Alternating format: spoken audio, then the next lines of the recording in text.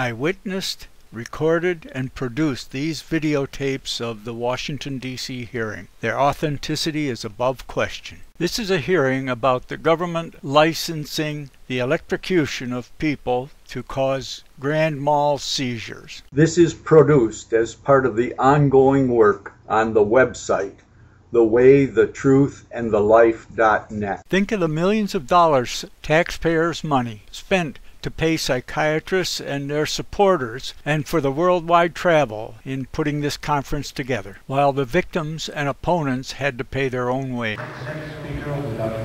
Breggin, from Neuropathology and Cognitive Dysfunction. Dr. Breggin.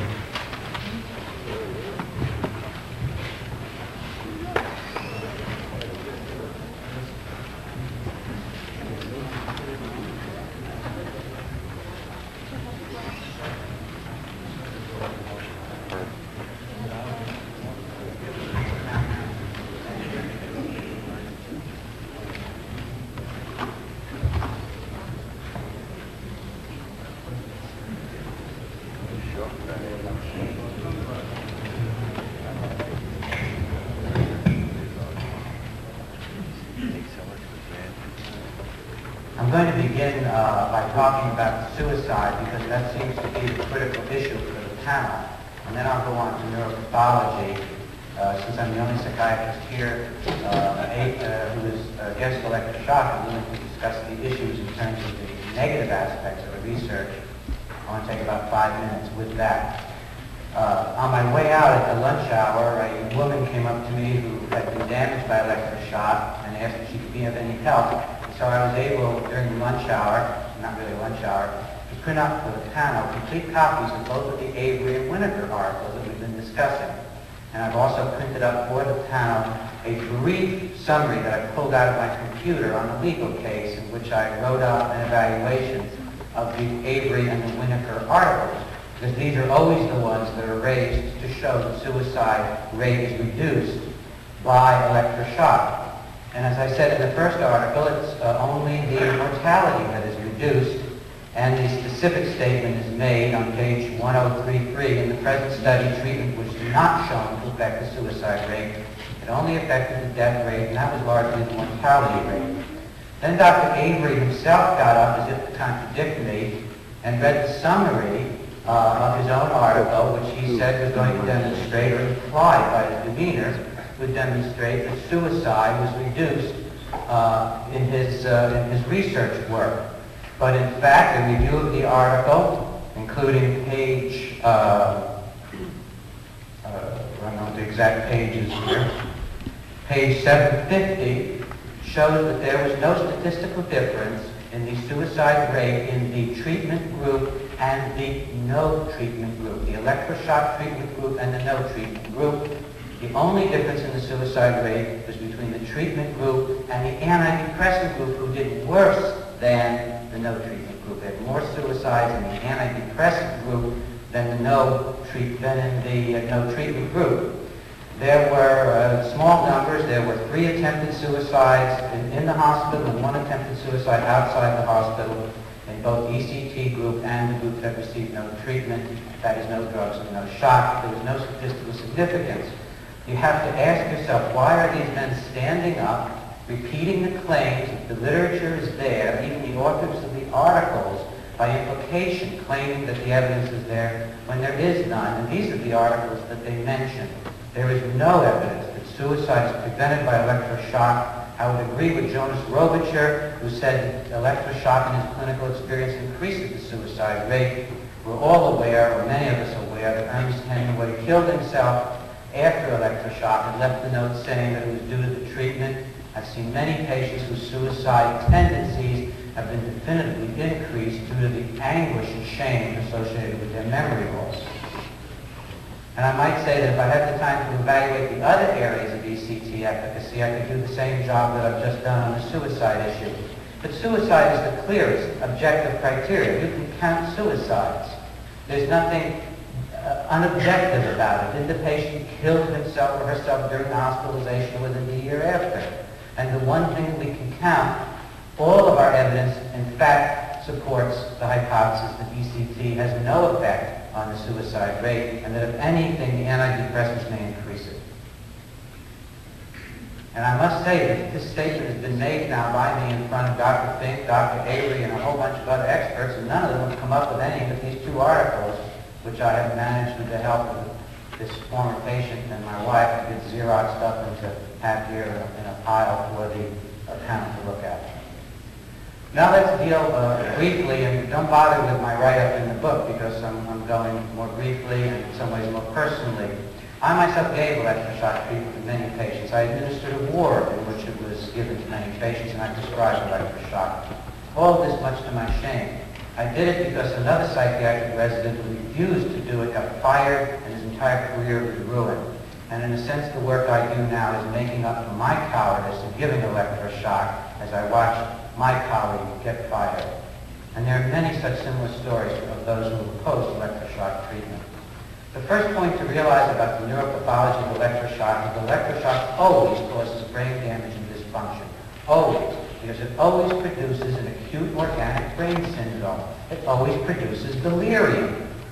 We have several modern articles now, including from the recent New York State study, in which it's clear that even the newer forms of shock produce delirium. That's memory loss, loss of intellectual functions, loss of judgment, emotional instability with apathy and euphoria. So there's no question here about electroshock producing brain damage or not producing it. It always produces brain damage. The question is, how often and how fully does the patient recover? What a different way and a more honest way to look at the problem. The brain in general is very poor at recovering from trauma. Brain cells do not regenerate. A dead cell is a dead cell forever. In addition, the scarring process that takes place after trauma, called gliosis, tends to increase and get worse with time. And it's well known in neurology that you may find someone with a deteriorating brain disease where the only thing you can find is a head trauma 10 and 15 years earlier. Brain damage tends to mature and worsen with time. And this brain is encased in a skull that does not give. So when you get the edema and the trauma from the initial electroshock treatment, largely from the electricity, when you get that trauma, you don't really have a reasonable concentration, inability to focus that can be with the person for the rest of their lives, not uncommon after severe trauma to the brain, not uncommon after electroshock. In addition to the, incidentally, the literature is so firm about this that in my book I cite 4 or 5 experts who, without embarrassment, said that shock treatment shouldn't be given to people who use their brains for their work. We wonder why we're so willing to give it to women. And then we look at then we look at, this is really a serious matter from a feminist viewpoint. We look, secondly, at what other evidence do we have to corroborate the reports of the patients. Every study that has ever asked in a review, even by people who favor the treatment or are not critics of the treatment, who followed up and asked patients years and years later, have your memory returned to normal? It's always over 50% reporting that it hasn't. Now the APA, in dealing with this in their task force, says that it's an illusion of memory loss. An illusion, such stretching. We have even Dr. Squire claiming it's an illusion of memory loss in his publications. But what in fact do people with brain damage do? Do they exaggerate their losses? We have 11 physicians on the panel. We all know what confabulation is. Patients, after damage to their brains, tend to reduce, to underestimate their damage. It's called confabulation. So we can expect even more severe and global damage than is reported by the patients themselves, and they report extensive damage. We have detailed psychological testing by Janice, who did a controlled study of patients before and after electroshock treatment. And we have a statement that he followed it up a year later in another source other than his own work. His own work was 3 to 5 month follow-up. And Janice found global losses, exactly as I described in my book, many reaching back to childhood.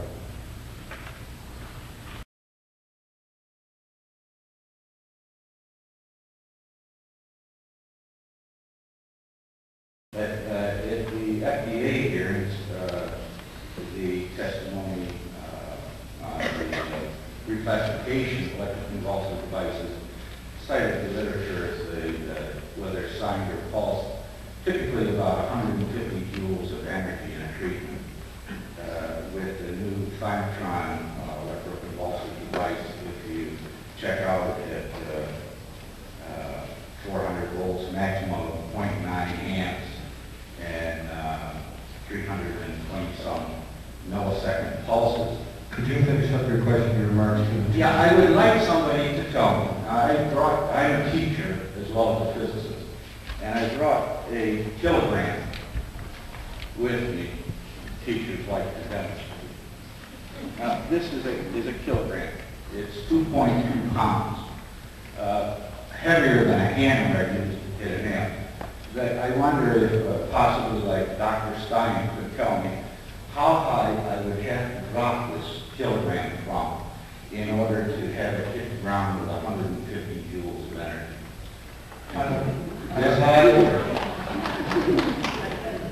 I don't know if that question is in the purview of the panel, but that may be the point. I'd like to go on to the next person. This is only 10 joules of energy. You're talking about dropping it from higher than a 5-story building. That's physics. Supposedly in pre-med backgrounds. Thank you. I never got All right, out with your gun. Huh? Out with your gun.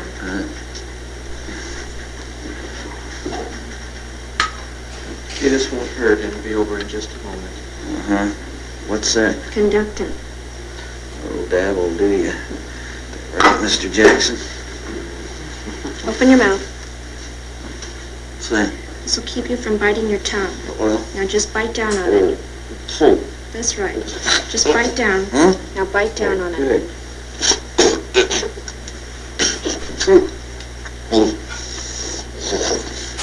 Are you ready? Here we go.